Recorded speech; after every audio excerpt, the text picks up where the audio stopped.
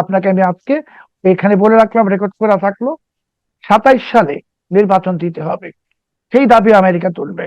America হাত ছেড়ে ছেড়ে দিয়েছে। আমি পান্না ভাই আপনাকে বলেছিলাম যে এরা তো, ইউনুস তো আমেরিকাকে দলিল দিয়ে গেছে, পজিশন দিতে পারে নাই। এখন আমেরিকা ব্যবসা করবে, শেখ হাসিনা সমতার ভিত্তিতে ব্যবসা করবে আমেরিকার সাথে। কেন, আমেরিকা তো আওয়ামী লীগের শত্রু না। এবং সার্জিও গোর যে বার্তাটা দিয়েছেন, আরেকটা কথা আমি আপনাকে বলছি, এটা আপনি চেক করে দেখুন। ঢাকায় মার্কিন দূতাবাসকে নির্দেশ দিয়েছেন তিনি, নির্দেশটা উনি দিয়েছেন 31 জুলাই আওয়ামী লীগের সঙ্গে যোগাযোগ বাড়ানোর জন্য। একই নির্দেশ তিনি দিল্লি মার্কিন দূতাবাসকে দিয়েছেন আওয়ামী লীগের সঙ্গে যোগাযোগ বাড়াতে। এগুলা কি ইঙ্গিত? তো খুবই স্পষ্ট, খুবই পরিষ্কার।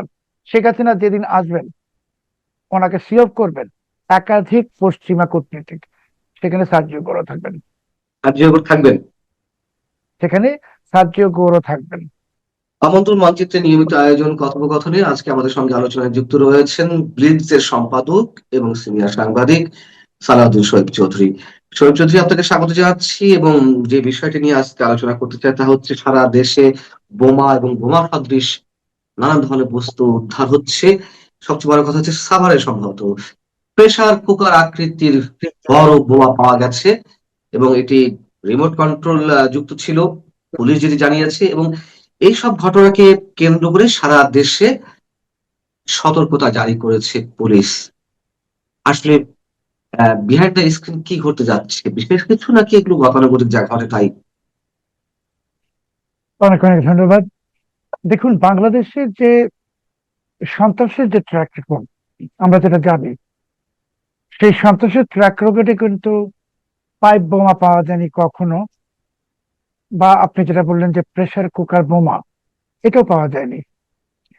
পাইপ বোমা এবং প্রেসার কুকার বোমা, এটা শুধুমাত্র দুইটা জঙ্গি সংগঠন ব্যবহার করে। একটা হলো লস্করি তৈয়বা, আচ্ছা। আর আর হলো আল কায়দা। সব থেকে অবাক জিনিস হলো যে আজকেই দেখলাম যে মেট্রো রেল স্টেশনের নিচে যে দুটো পাইপ বোমা পাওয়া গেছে, ওই পাইপ বোমা ঘটনাটার সময় সিসি ক্যামেরা বন্ধ ছিল। আচ্ছা। তাহলে নিশ্চয়ই জঙ্গিরা তো আর সিসি ক্যামেরা বন্ধ করে নাই। হম হম।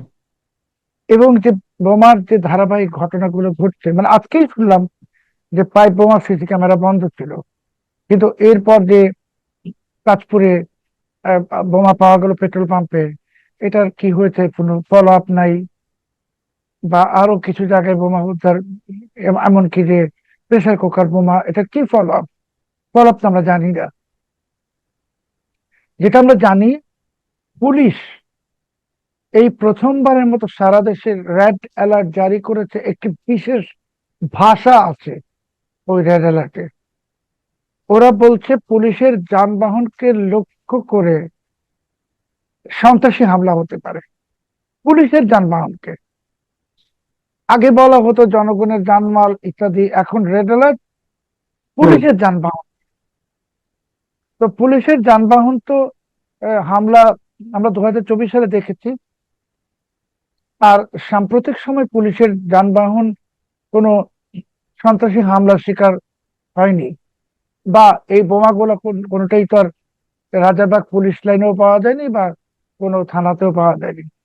তাহলে পুলিশের কেন মনে হলো হম যে হম। সারা দেশে রেড অ্যালার্ট দিল, বলছে যে পুলিশের যানবাহনকে লক্ষ্য করে সন্ত্রাসী হামলা হতে পারে? এবং এটা পুলিশ তখনই বললো যার ঠিক 48 ঘন্টা আগে মিস্টার সার্জিও গোরের সফরের সময় 30 জুলাই হম মার্কিন হম। যুক্তরাষ্ট্র যে ট্রাভেল অ্যাডভাইজারিতে আমাদের যে 3 নম্বর ছিল সেটাকে র্যাঙ্ক লোয়ার করেছে, নামিয়ে দিয়েছে 2 নম্বরে। তো সার্জিও গোর আসলেন, পররাষ্ট্র প্রবাসী পররাষ্ট্রমন্ত্রী খলিলুর রহমানকে টেক্সট করে সুসংবাদটাও দিলেন যে এটা নামানো হয়েছে। 31 জুলাই কি হলো আমরা তো জানি না। 30 জুলাই রাতেও কি হলো আমরা জানি না। অফিসিয়ালি গণমাধ্যমে নাই, আমরা দেখছি এখানে সেখানে ঠিকই সব মিটিং হয়েছে কাদের সাথে। কিন্তু তারপরেই পুলিশের মনে হলো যে এখন সারা বাংলাদেশে রেড অ্যালার্ট জারি করতে হবে, পুলিশের যানবাহনে সন্ত্রাসী হামলা হবে। তা এটার কারণে তো মার্কিন যুক্তরাষ্ট্র এবং পশ্চিমা বিশ্ব সবাই একটা ভুল বার্তা পাবে। সেটা ভুল বার্তা বলবো না, আমি একটি শঙ্কিত হওয়ার মতো বার্তা। তারা আবার এই ট্রাভেল অ্যাডভাইজারিকে 5 নম্বরে 6 নম্বরে নিয়ে যেতে পারে। হুম। কেন সেটা আপনি যদি বলেন যেটা আওয়ামী লীগের কোনো কর্মসূচি হতে পারে অগাস্ট মাসে, সেই জন্য, তাহলে তো বলতো যে নিষিদ্ধ ঘোষিত আওয়ামী লীগ তারা এই ধরনের কাজ করতে পারে। এবার কিন্তু এটা বলা হয়নি, বলা হয়েছে পুলিশের যানবাহনকে লক্ষ্য করে সন্ত্রাসী হামলা। তাহলে পুলিশও জানে, রাষ্ট্রযন্ত্রও জানে যে আওয়ামী লীগ কিছু করবে না। খুবই 23শে জুন আওয়ামী লীগের প্রতিষ্ঠা বার্ষিকী উপলক্ষে 2-3 দিন আগে কিন্তু পুলিশ বলেছিল, মানে ওই আহ, আওয়ামী লীগের প্রতিষ্ঠা বার্ষিকী উপলক্ষে, যে নিষিদ্ধ ঘোষিত সংগঠনের পক্ষ থেকে জি, পুলিশের উপর আক্রমণ জি, হতে পারে। জি, ওইটা তো আমি বললাম যে আগের বার তো সবসময় বলেছে নিষিদ্ধ ঘোষিত সংগঠন, এবার বলা হচ্ছে হ্যাঁ। সন্ত্রাসী হামলা। এবার আর আচ্ছা। নিষিদ্ধ ঘোষিত সংগঠনের নাম নাই। তার মানে পুলিশের কাছে ক্রেডিবল রিপোর্ট আছে যে বাংলাদেশে সন্ত্রাসী হামলা হবে। কিভাবে ক্রেডিবল রিপোর্ট আছে? পুলিশ তো দেখছে বোমা উদ্ধার হচ্ছে, সিসি ক্যামেরা বন্ধ থাকছে, এবং বোমা তো, আপনি এটাও তো জানেন যে স্বরাষ্ট্রমন্ত্রী মহোদয় তো বলেছেন যে দেশে কোনো জঙ্গি নাই। বলেছেন না? বলেছেন তো। তাহলে জঙ্গি যদি না থাকলো, কোনো কিছুই নাই, তাহলে আপনারা রেড অ্যালার্ট কেন দিলেন? তার এটা মানে আপনারা এটা তো জঙ্গি না হতে পারে, সন্ত্রাসী হতে পারে প্রশাসনের ভাষায়। জঙ্গি বলেন আর সন্ত্রাসী বলেন, সন্ত্রাসী মানেই জঙ্গি, জঙ্গি মানেই সন্ত্রাসী, মিলিটেন্ট আর টেরোরিস্ট। কিন্তু আপনারা তো জাতির কাছে কিছু লুকাচ্ছেন। কি লুকাচ্ছেন? আমাদেরকে বলেন, আমরাও জানি। তাহলে আপনারা বলেন যে ওই পাইপ বোমাগুলো লস্করি তৈয়বার ছিল। আপনারা বলেন যে ওই প্রেসার কুকার বোমাটা লস্করি তৈয়বার ছিল বা আল কায়দার ছিল। একজনের তো ছিল। এটা তো আর বাংলাদেশি কোন সন্ত্রাসী গোষ্ঠীর কাজ না। বাংলাদেশি সন্ত্রাসী গোষ্ঠী সাধারণত ক্রুড বোমা বানায়, মানে যেটাকে বলা হয় ককটেল ইত্যাদি। কিন্তু এই ধরনের আধুনিক বোমা বানানোর প্রযুক্তি আমাদের আহ, জঙ্গি গোষ্ঠীর কাছেও নাই। এটা একেবারেই লস্করে তৈয়বার প্যাটার্ন। এখন লস্করে তৈয়বা কি? লস্করে তৈয়বা হলো পাকিস্তানি আইএসআই এর মদতপুষ্ট একটি জঙ্গি সংগঠন, যারা ভারতে হামলা চালায়, মুম্বাইতে হামলা চালিয়েছে। আপনি জানেন যে হোটেলে যে হামলা হয়েছিল লস্করে তৈয়বা। তাহলে এখন আপনারা আমাদেরকে আসলে কোন জায়গায় নিয়ে গেছেন? ইউনূস জমানাতে 18 মাসে যে সবকিছু খুলে দেওয়া হয়েছিল, পাসপোর্টে সরি ভিসা খুলে দেওয়া হয়েছিল, পাকিস্তান থেকে কিছু আসতে পরীক্ষা করা হবে না, এই সময় কি ঢুকে গেছে আমাদেরকে বলেন, আমরা জানতে চাই। কারণ আমরা তো জাতি হিসাবে, পুলিশ যদি আক্রান্ত হয়, পুলিশের যানবাহন, আশেপাশে তো আমাদের লোকজন আক্রান্ত হতে পারে। আমরা তো পুলিশের সঙ্গে বসবাস করি, পুলিশরাও তো আমাদের সঙ্গেই বসবাস করে। তাহলে কেন বলছেন না? কিছু একটা আপনারা লুকাচ্ছেন। সেই লুকানোটা কি? আর না হয় আমি ধরে নিব যে সার্জিও গোরের যে সফর হলো, সেটাতে আপনাদের যে প্রত্যাশা ছিল, সেই প্রত্যাশাটা পূরণ হয় নাই। সার্জিও গোর এসে এমন কিছু অপ্রীতিকর, এমনকি কালকে হুমায়ুন কবির, যিনি উপদেষ্টা, তিনি কিন্তু পররাষ্ট্র বলেছেন, জি, তিনি বলেছেন সার্জিও গোর এসেছিলেন অনুসন্ধান করতে। শব্দটা কিন্তু উনি বলেছেন অনুসন্ধান, মানে ইনভেস্টিগেট। কি অনুসন্ধান করতে আসছেন সার্জিও? সেটাও তো আমরা জানতে চাইতে পারি। উনি কিন্তু বলেন নাই সার্জিও জানতে চেয়েছেন, বলেছে অনুসন্ধান করতে এসেছিলেন। কি অনুসন্ধান করতে আসলেন? যে এটাই, যে এত জঙ্গি উত্থান হচ্ছে কেন, এত বিভিন্ন পতাকা কেন উঠলো, আওয়ামী লীগকে কেন নিষিদ্ধ করে রেখেছো, অন্তর্ভুক্তিমূলক নির্বাচন নাই কেন, এগুলো হলো অনুসন্ধান। এখন পররাষ্ট্র উপদেষ্টা তিনি কিন্তু অফিসিয়ালি অন রেকর্ড বলেছেন সার্জিও ঘোষ এসেছিলেন অনুসন্ধান করতে। তাহলে তারপরে সার্জিও ঘোষ আপনারা যে ডিনারের আমন্ত্রণ জানিয়েছিলেন, যেটা কেউ তো বলছে না, সেই ডিনারে তো আপনারা কিছু লোককে ইনভাইট করেছিলেন। সেখানে তো আহ, গ্রাম প্রশাসনের অপছন্দের লোকরা ছিল ওই তালিকায়। সেই জন্য তো সার্জিও ডিনার অ্যাটেন্ড করেন নাই, সেটা বলেন না কেন? আমরা শুনতে চাই উনি ডিনারটায় যাননি কেন? আপনারা কাকে নিতে চেয়েছিলেন সেখানে? আপনার সেই মহামহিমকে কেন নিতে চাইলেন? মহামহিমের লোকদেরকে কেন নিতে চাইলেন? কি প্রেম আপনি ওনার আপনি সাথে আপনার? আপনি যদি খোলাসা করবেন যে কাদের যাওয়ার কথা ছিল এবং কাদের কারণে সার্জিওর ওই ডিনারে যেতে চাননি বিধায় সেটি বাতিল হয়েছে। ওই ডিনারে তো মহামহিম বলতে কে? মোহাম্মদ ইউনুস। হ্যাঁ, হ্যাঁ। ওই ডিনারে শফিকুল আলমের যাওয়ার কথা ছিল, ওই ডিনারে আসিফ নজরুলের যাওয়ার কথা ছিল, ওই ডিনারে আলী জাকেরের যাওয়ার কথা ছিল। তাহলে এই যে লোকগুলাকে আপনারা দিচ্ছিলেন, এই জন্যই তো সে ডিনার অ্যাটেন্ড করে নাই। ডিনার অ্যাটেন্ড করে নাই, না করে সে ফিরে গেছে। ফিরে গিয়ে সে যে ওয়েস্টিন হোটেলে, আমি মানচিত্রের অনুষ্ঠানে আগে বলেছিলাম, আপনার যদি মনে থাকে, যে সার্জিও গোর এসে ব্র্যান্ড স্টেশনের বাসভবনে উঠবেন না, উনি ওয়েস্টিন হোটেলে উঠবেন। তো ওয়েস্টিন হোটেলে তো উনি ডিনার করেছেন। করার পর তো সেখানে আওয়ামী লীগের লোকদের সঙ্গে মিটিং হয়েছে, জাতীয় পার্টির জিএম কাদের সঙ্গে মিটিং হয়েছে। এমন তারপরে তো উনি জামাতের সঙ্গে মিটিং করেন নাই, উনি এনসিপির সঙ্গে মিটিং করেন নাই। কেন করেন নাই? সমস্যাটা কোথায় হলো? আপনারা তো এটা লুকাচ্ছেন আমাদের কাছে। পরের দিন যে দীনেশ ত্রিবেদীর সঙ্গে 1 ঘন্টা বৈঠক হলো, 1 ঘন্টা রুদ্ধদ্বার, যে বৈঠকে এমনকি ব্রায়ান ক্রিস্টেনসেনকেও অ্যালাউ করা হয় নাই।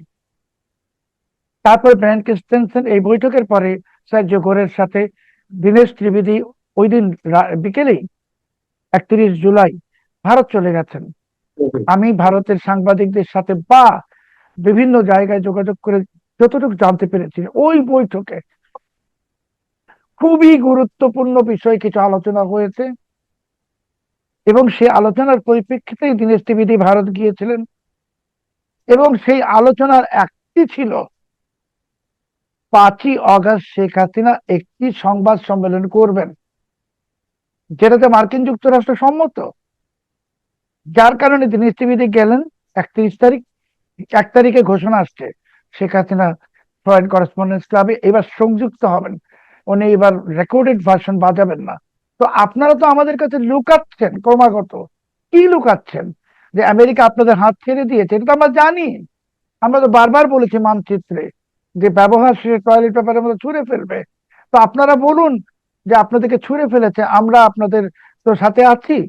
আপনারা যে ভুলগুলো করেছেন সেটা স্বীকার করেন, 3 গুণ দামে এলএনজি কেনা বন্ধ করেন। কারণ আপনাদেরকে তো আর আমেরিকা রাখতেছে না, বাদ দিয়েছে। এখন ভারত আমেরিকা একই অক্ষে চলে আসছে, সাথে রাশিয়াও আছে। খুবই অবাক ঘটনা যে রাশিয়া বাংলাদেশের সঙ্গে রূপপুর পারমাণবিক বিদ্যুৎ কেন্দ্রের পেমেন্ট ভারতীয় মুদ্রায় চায়। ভারতীয় মুদ্রায় কেন চায়? ওরা ডলারে নিবে না, কারণ রাইট। ওরা তো ডলার ওদের জন্য নিষিদ্ধ। তো ভারতীয় মুদ্রায় চায় মানে কি? ওরা বাংলাদেশি মুদ্রায় নিবে না। বলা তো হয়েছিল পাকিস্তানি মুদ্রায় দেয়, নিচ্ছে না তো, ভারতীয় মুদ্রায় দিতে হবে। তাহলে আপনি ভারতীয় মুদ্রা পাবেন কোথায়? আপনাকে ডলার খরচ করে ভারতীয় মুদ্রা কিনতে হবে। দেখেন, ওরা কিন্তু সিঙ্গাপুরি ডলার বলতে পারতো, ওরা ব্রিটিশ পাউন্ড বলতে পারতো, সৌদি রিয়াল বলতে পারতো, বলেনি তো ভারতীয় মুদ্রা। নির্দিষ্ট ভাবে রাশিয়া বলে দিয়েছে। তো এটা কি আমেরিকার সম্মতির বাইরে? একেবারেই না, এটা আমেরিকার সম্মতির মধ্যেই। আপনারা এখন একটা জিও পলিটিক্যাল দাবার খেলার মধ্যে, চালের মধ্যে পড়ে গেছেন। বিএনপি সরকার ভয়ঙ্কর চালে পড়ে গেছেন, সেই চাল থেকে আর উদ্ধার নাই। আর আপনাদের যে জামাত, এনসিপি বা উগ্রপন্থী যারা, তাদেরকে আমেরিকা ঠিক যেমনি ভাবে আফগান মুজাহিদিনদেরকে আমেরিকা পরিত্যাগ করেছিল, করে এই আফগান মুজাহিদদের বিরুদ্ধে যুদ্ধ করেছে, আপনাদেরকেও আমেরিকা ত্যাগ করেছে। এতদিন যারা ভেবেছিলেন যে আপনাদের মাথার উপর আমেরিকা আছে, আপনারা বাংলাদেশে কি কি সব জিন্দাবাদ স্লোগান দিচ্ছিলেন, পতাকা ওড়াচ্ছিলেন, কি কি সব করবেন, কোন কোন দেশ দখল করবেন, সব শেষ, গল্প শেষ। এখন আপনাদের অবস্থাটা ঠিক আফগান মুজাহিদিনদের মতো। আপনাদেরকে ব্যবহার করা শেষ হয়ে গেছে। ইউনূসকে আগেই ডিসপোজ করেছে অফ। এখন জামাত ইসলামীও শেষ, বিএনপিও শেষের পথে। পথ একটাই, অন্তর্বর্তীমূলক রাজনীতির পথ খুলেন এবং আরেকটা নির্বাচন দেন। সেই দাবি আসছে, এই আমেরিকার পক্ষ থেকে সেই দাবি আসবে। আপনাকে আমি আজকে এখানে বলে রাখলাম, রেকর্ড করা থাকলো, 27 সালে নির্বাচন দিতে হবে। সেই দাবি আমেরিকা তুলবে। কারণ আপনি আমেরিকা জি, শেষ করুন, শেষ করুন। আমেরিকা হাত ছেড়ে ছেড়ে দিয়েছে। আমি পান্না ভাই আপনাকে বলেছিলাম যে এরা তো ইউনুস তো আমেরিকাকে দলিল দিয়ে গেছে, পজিশন দিতে পারে নাই। এখন আমেরিকা ব্যবসা করবে, শেখ হাসিনা সমতার ভিত্তিতে ব্যবসা করবে আমেরিকার সাথে। কেন? আমেরিকা তো আওয়ামী লীগের শত্রু না। এবং সার্জিও গোর যে বার্তাটা দিয়েছেন, আরেকটা কথা আমি আপনাকে বলছি, এটা আপনি চেক করে দেখুন। ঢাকায় মার্কিন দূতাবাসকে নির্দেশ দিয়েছেন তিনি, নির্দেশটা উনি দিয়েছেন 31 জুলাই আওয়ামী লীগের সঙ্গে যোগাযোগ বাড়ানোর জন্য। একই নির্দেশ তিনি দিল্লি মার্কিন দূতাবাসকে দিয়েছেন আওয়ামী লীগের সঙ্গে যোগাযোগ বাড়াতে।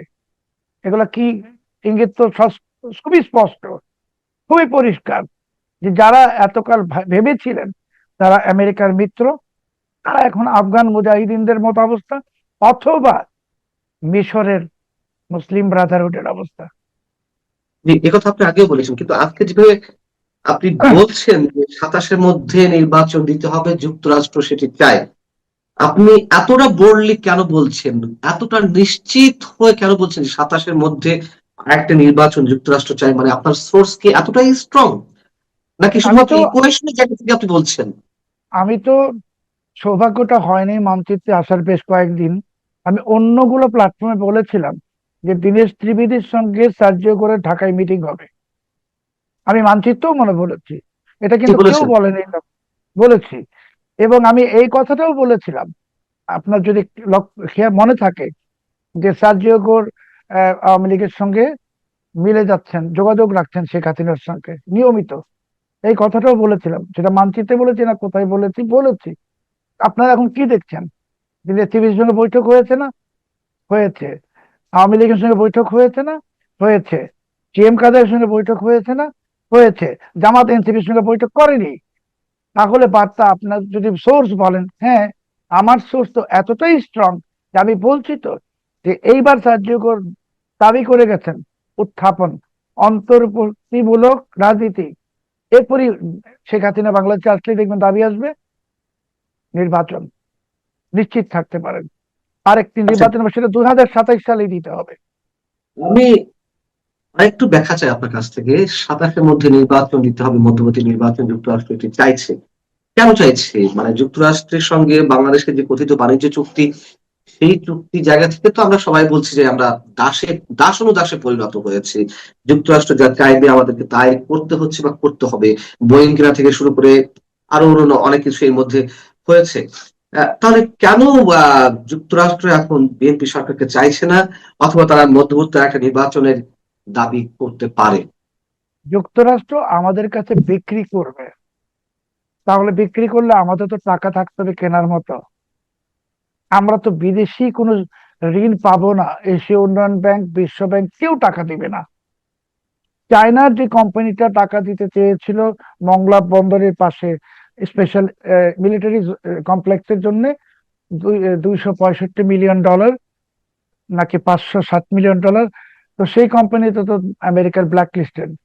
আপনি চায়না থেকে টাকা নিতে পারবেন না। টাকা আপনাকে বিদেশি ওয়ার্ল্ড ব্যাংক থেকে নিতে হবে, আইডিবি থেকে নিতে হবে। আমেরিকা বুঝে গেছে যে ওই সংস্থাগুলো বিএনপিকে টাকা দিবে না, বিকজ পলিটিক্যাল স্টেবিলিটি নাই, অন্তর্ভুক্তিমূলক রাজনীতি নাই। পলিটিক্যাল স্টেবিলিটি ছাড়া কেউ টাকা দিবে না। আর আপনি যে একটা আমি দামি সংসদ বানিয়ে রাখছেন জামাতকে দিয়ে ইত্যাদি, এটা যে আসলে কৃত্রিম। জামাতকে তো বিশ্বাস করতেছে না আন্তর্জাতিক অর্থ ঋণ দানকারী প্রতিষ্ঠানগুলো, বিএনপি কে ওরা। তাহলে যারা ঋণ নিছে 17 বছর, 15 বছর, বছরের পর বছর, সেই পরিবেশটা সৃষ্টি করতে হবে। হাজার হাজার কারখানা বন্ধ হয়ে গেছে, একটা কারখানা খুলছে না। বাংলাদেশের বস্ত্র খাতের যে রপ্তানি কমে যাচ্ছে, প্রতিদিন কমে যাচ্ছে। তো আমেরিকা তো শঙ্কিত, কারণ ওরা তো বিক্রি করবে। আপনি টাকা দিয়ে কিনতে হবে, টাকাই আপনার না থাকলে আমেরিকা কি বিক্রি করবে? আপনাকে তো ফ্রিতে কিছু দিবে না। এই জন্য আমেরিকা চাচ্ছে, অবশ্যই, অবশ্যই আপনার এই জন্য কথাগুলো অভিযান। এই জন্য আমেরিকা চাচ্ছে এমন একটা অ্যাটমসফিয়ার বাংলাদেশে, যে অ্যাটমসফিয়ারকে আন্তর্জাতিক বিশ্ব আস্থায় নিবে, ওয়ার্ল্ড ব্যাংক আস্থায় নিবে, এডিবি আস্থায় নিবে, টাকা দিবে। টাকা দিবে, বিদেশি বিনিয়োগ আসবে, আমেরিকা ব্যবসা করবে। ব্যবসা করতে তো আমাকে কেউ ফ্রি অফ কস্ট দিবে না। বিএনপি সরকার টাকা পাচ্ছে না, এটা আমেরিকা শিওর হয়ে গেছে।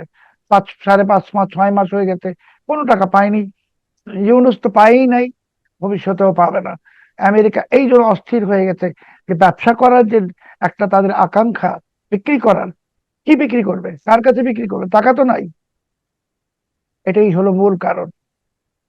কিন্তু পাল্টা বক্তব্য তো শোনা যায়, আপনি যে কথাগুলো বলছেন তার পাল্টা বক্তব্য তো অনেক আগে থেকেই আছে, যে নতুন কিছু নয়, যে মার্কিন ডিপ স্টেট আবার জামায়াতকে ক্ষমতা আনতে চায়, এবং মার্কিন এক সাবেক ডিপ্লোম্যাট, তার একটি অডিও বের হলো, তারা এই নির্বাচনে জামাতকে চেয়েছিল। এইগুলো তাহলে কোন ধরনের ডিজাইন, আসলে কে কোন দিকে হাঁটছে?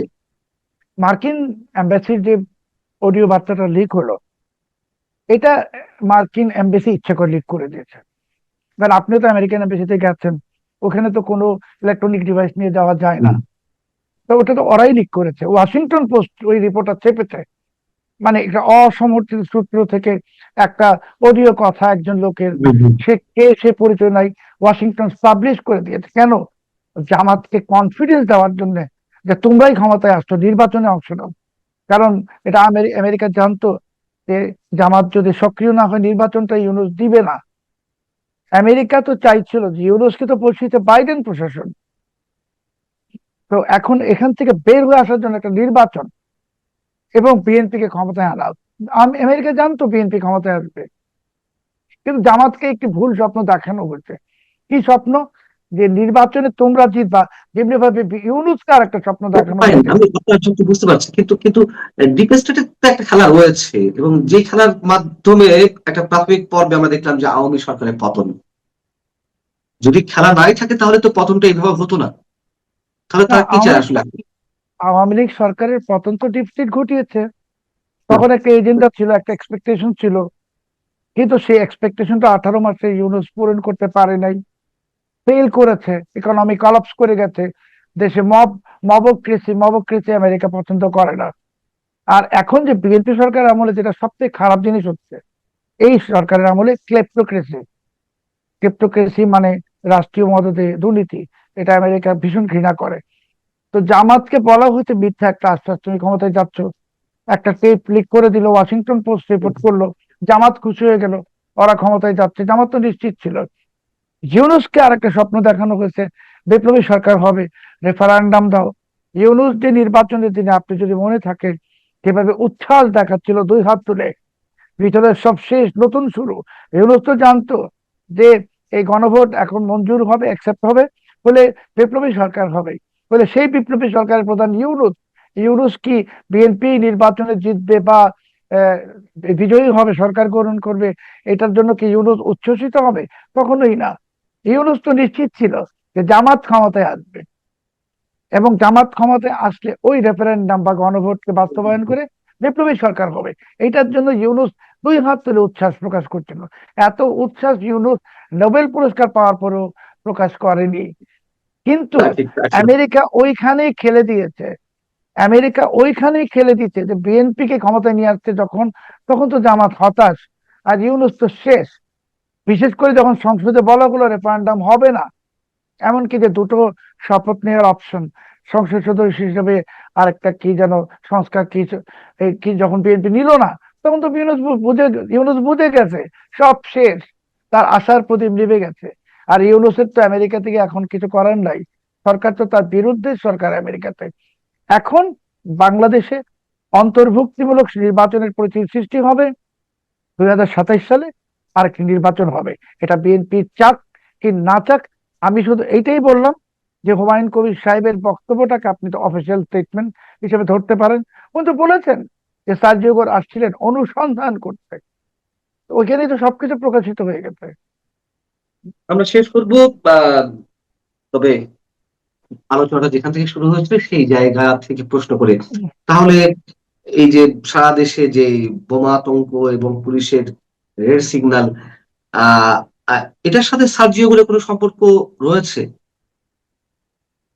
এই বোমাগুলা আগে প্রথম দিকে হয়তো ঘটানো হয়েছে হ্যাঁ। সার্জিও সিম্পিথি পাওয়ার জন্য, আমার মনে হয়, যেটা আওয়ামী লীগও করেছে। যে আচ্ছা। জঙ্গি টঙ্গি হচ্ছে, মানে একটু যদি ভালো সম্পর্ক হতো, ডিনারটা খেত, ভালোবাসা থাকতো, তাহলে বলতো যে এগুলো দমন করব। কিন্তু যখন দেখছি সব উল্টায় গেছে, একদম কোনো কিছুই ঠিক নাই, পাশার দানটা উল্টে গেছে, তখন বলতেছে এখন এসে যে ওই বমে সিসি ক্যামেরা বন্ধ ছিল এবং রেড অ্যালার্ট জারি করা হয়েছে, এখন হলো তারা দিগ্ভ্রান্ত। কারণ সার্জিওর এমন কিছু কথা বলে গেছে বিএনপিকে, এমন কিছু কথা যে বিএনপির নেতারা যে এখনো আইসিইউতে ভর্তি হয়ে যান নাই হার্টের সমস্যা নিয়ে, এটাতে আমি যথেষ্ট অবাক হচ্ছি। তবে আমি আপনাকে গ্যারান্টি দিয়ে বলছি যে সিদ্ধান্ত চেঞ্জ হয়ে গেছে। এবার নির্বাচন তো 27 সালে শেখ হাসিনাকে পাঠাবে ওরা, এবং অন্তর্বর্তীমূলক নির্বাচনের পরিস্থিতি হবে। আমি কালকে ফেসবুকে একটা পোস্ট দিয়েছি শেখ হাসিনা কিভাবে আসবেন। আপনাকে আজকে আরেকটা তথ্য দিচ্ছি, মানচিত্রের সম্মানিত দর্শকদের জন্য এটা অন রেকর্ড থাকুক। শেখ হাসিনা যেদিন আসবেন ওনাকে সিওফ করবেন একাধিক পশ্চিমা কূটনীতিক, সেখানে সার্জিও গড়ে থাকবেন, আর জিয়াউর থাকবেন। সেখানে সার্জিও গৌরব থাকবেন। আচ্ছা, আমরা জানি না আসলে রাজনীতিও শেষ বলে কিছু নেই, কূটনীতিরও শেষ বলে কিছু নেই। আহ তবে আপনি বোমা আতঙ্ক নিয়ে যেটি বলছিলেন, লস্করে তয়বা বা পাকিস্তানের যে উগ্র জঙ্গিবাদী গোষ্ঠী তাদের যে সম্পৃক্ত অথবা তারা এই ধরনের বোমা তৈরি করে থাকে, তাহলে এটাকে আমরা রিলেট করবো কিভাবে? একদিকে জঙ্গিবাদী গোষ্ঠীর কথা বলছিল, আর একদিকে আহ, এক ধরনের নাটক যে সিম্প্যাথি পাওয়ার জন্য এই ধরনের বোমা টোমা রেখে দেওয়া এখানে সেখানে। মানে আসলে বিষয়টা কি না, মানে? যখন ক্যামেরা বলছে বন্ধ হচ্ছিল, হ্যাঁ, সিসি ক্যামেরা বন্ধ ছিল, তাহলে আমি কি বুঝবো? সিসি ক্যামেরা বন্ধ তো সরকার রাখে, মানে সরকারকে পরিষ্কার করতে হ্যাঁ, হবে হ্যাঁ, আমাদের কাছে যে সিসি হ্যাঁ, ক্যামেরা বন্ধ এক জায়গায় ছিল, প্রেসার কুকারের জায়গায় সিসি ক্যামেরা কোথায় গেল, বা ওই কাঁচপুর ব্রিজের যে পেট্রোল পাম্পে সেখানে কি হলো? সরকার তো বলছে না পরিষ্কার ভাবে কিছু। আমি যেটা বলতে চাচ্ছি যে যদি এই বোমাগুলো সিসি ক্যামেরা যারা বন্ধ করেছে তারা রেখে থাকে, তাহলে গল্পের স্ক্রিপ্ট একটা। হুম, হুম। আর যদি এটা লস্করে তৈয়বারা রেখে থাকে, তাহলে পুলিশ যে রেড অ্যালার্ট দিয়েছে সেটা তারই ধারাবাহিকতা। আমার মনে হচ্ছে বাংলাদেশে ইউনূসের জঙ্গি শাসনের সময় এত বিশাল পরিমাণ জঙ্গিদেরকে পাকিস্তান থেকে বাংলাদেশে প্রবেশ করিয়েছে, এত জি। বিশাল সংখ্যক বিস্ফোরক ইত্যাদি এসেছে। এখন বাংলাদেশের জাতীয় নিরাপত্তার জন্য এই জঙ্গিবাদ উগ্রবাদ ভয়ঙ্কর হুমকি হয়ে দাঁড়াবে, এবং এটা পুলিশ জেনে গেছে, রাষ্ট্রযন্ত্রও জানে। সালাউদ্দিন সাহেব যদি এখন দয়া করে আর শাক দিয়ে মাছ ঢাকার চেষ্টা না করে আমাদেরকে পরিষ্কার ভাবে বলেন যে ইয়েস, এটাই দেশের সামনে একটা ক্রাইসিস, আমরা জঙ্গিবাদ দমনে জিরো টলারেন্স যে অপারেশনে নামবো, অস্ত্র উদ্ধার করেন, হাজার হাজার অস্ত্র আসছে পাকিস্তান থেকে, বিপুল বিস্ফোরক আসছে, উদ্ধার করেন, জিরো টলারেন্স, কে কোথায় কি ইনভলভ এটা দেখা যাবে না, তাহলে বিএনপি সরকারের জন্য ভালো হবে। চাঁদাবাজি বন্ধ করেন, দুর্নীতি বন্ধ করেন। অনেক অনেক ধন্যবাদ সালাউদ্দিন চৌধুরী আপনাকে।